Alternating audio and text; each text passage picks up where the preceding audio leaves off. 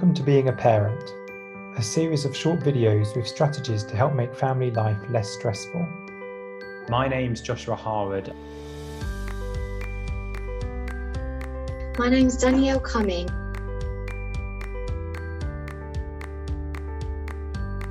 And you'll also hear from some of our amazing parent group leaders who have tried and tested the strategies in their own homes.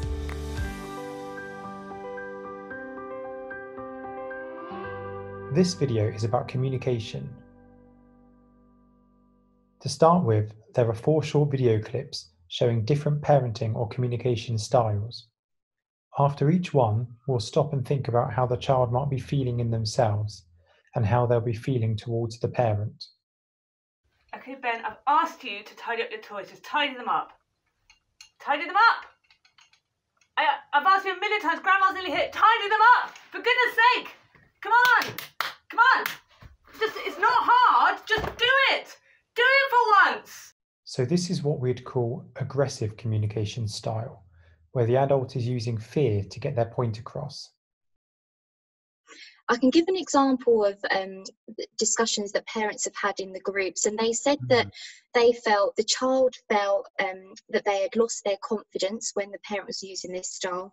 They had low self-esteem, and quite often the child is feeling really angry or frustrated. If the child feels low confidence, they've got that low self-esteem, they may feel fearful or scared of that parent.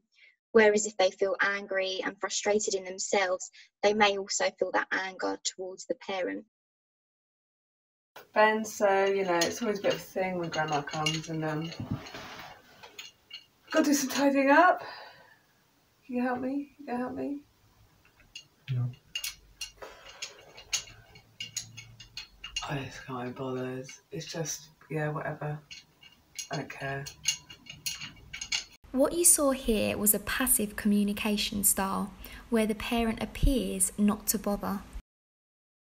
How did the child feel in themselves? Well, they might have felt like they had the power in this example, but what we know from children is that actually they can feel really insecure as well in these situations, as they feel like they have no direction. And we know developmentally that that children need some kind of direction, some boundaries set by their parents. How they end up feeling towards the adult is that they can feel a lack of respect towards the adults. They can feel sorry even for the adults. But quite often we get the children feeling confused because, again, they're programmed to feel expecting some direction from adults, and yet they've got what might feel like unlimited power. Look, Grandma's going to be here in a minute, okay? And I want this mess tidied up. I just, I don't want to have to say to her that you're not a nice little boy and you don't help your mummy or anything like that, It's just always me that tidies up. It's always me that gets to do everything. I just feel so taken for granted. No one ever thinks about me. This is a manipulative style, sometimes known as passive-aggressive, and uses guilt and manipulation to get their point across. Quite often the child may feel, again, low self-esteem and also a sense that they're not good enough. And then towards the parent, quite often they may feel resentful because of the manipulative style, and also a need to please that parent. Okay, Ben, Grandma will be here soon. It's time to tidy up. Well, I don't want to. Ben, when you don't listen to me, I feel quite cross. Can you help me by tidying up? No. Ben, tidy up now. If you help me tidy up, you'll watch your TV programmes later. If not, I'm afraid you won't be watching them. Help me tidy up. Okay. Thank you. You are such a wonderful tidy-upper, and I'm going to tell Grandma all about you helping me later on. Well done, you. And this is the assertive communication style, which uses clear, honest and direct language, including I statements. So how the child feels in themselves, we often hear parents saying, and we know from children, that they feel safe, their self-esteem feels like it's intact, and mostly they feel listened to, which is such an important feeling for children. And then how that leads them to feel towards the adult, they feel respect towards the parent or the adults. They feel that they've been treated fairly, which is really important. And most of all, it's a way of building trust. They feel like they trust the adult communication. We must remember this point that actually it is impossible to be assertive all of the time. We're not robots, we're human beings. And so there's going to be times in our life when we're really stressed out, we might be tired, or perhaps there's an emergency, for example, a child about to run out in front of a road, and we do need to draw upon those other communication styles. So they do have their uses, and definitely you can't be 100% of the time assertive. That was a bit of a light bulb moment, actually, because when the facilitators role played all the different parenting styles, like passive or aggressive, I felt really guilty because I saw myself being like that, and I just took a step back and thought, wow, I can be really quite aggressive sometimes. And then really trying to make an effort to be clear and calm and assertive, and seeing the benefits of that with the children were massive. In my opinion, obviously assertive is the best style, because you make your child feel happy and calm. Being aggressive has never been good to no one. Yes, you need firmness, but you don't need aggression. I mean, assertive will create relaxed relationships, happy relationships. Yeah, so within communication styles, I think it's really, really key that our tone is the right tone that we're using for the right moment. Raising your voice is important. It does get the reaction that you'd want, but it's very short, and the success is very short-lived as well. So if you're one of the parents that, like myself, for example, have a very powerful voice, yes, you're going to get attention instantly. But what do you do after that point? We're going to think now about an exercise of when children are speaking to adults and they're in the presence of other adults as well. Here's Tamim telling us about exactly this kind of situation. You're in the playground, your child comes out to greet you, you give them a hug or whatever it is, how's your day been?